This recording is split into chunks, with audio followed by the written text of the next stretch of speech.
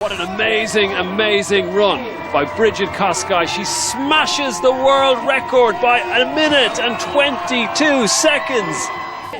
She doesn't look too happy though. She looks fairly dejected. She's exhausted. I mean, she's absolutely given it everything on the track today.